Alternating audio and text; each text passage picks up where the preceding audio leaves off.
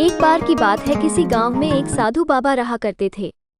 पूरे गांव में वह अकेले साधु थे जिन्हें पूरे गांव से कुछ न कुछ दान में मिलता रहता था। दान के लालच में उन्होंने गांव में किसी दूसरे साधु को नहीं रहने दिया और अगर कोई आ जाता था तो उन्हें किसी भी प्रकार से गांव से भगा देते थे। इस प्रकार उनके पास बहुत सारा धन इकट्ठा हो गया था। वहीं एक ठग की नज़र कई दिनों से साधु बाबा के धन पर थी। वो किसी भी प्रकार से उस धन को हड़पना चाहता था। उसने योजना बनाई और एक विद्यार्थी का रूप बनाकर साधु के पास पहुंच गया। उसने साधु से अपना शिष्य बनाने का आग्रह किया।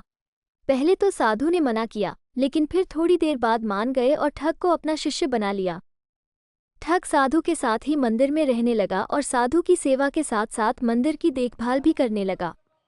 एक दिन साधु को किसी दूसरे गांव से निमंत्रण आया और वह शिष्य के साथ जाने के लिए तैयार हो गया। साधु ने अपने धन को भी अपनी पोटली में बांध लिया। रास्ते में उन्हें एक नदी मिली।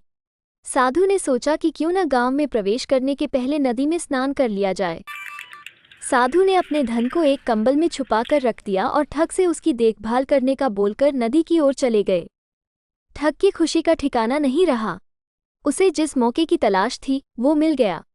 जैसे ही साधु ने नदी में डुबकी लगाई, ठग सारा सामान लेकर भाग खड़ा हुआ। जैसे ही साधु वापस आया, उसे न तो शिष्य मिला और न ही अपना सामान। साधु ने ये सब देखकर अपना सिर पकड़ लिया।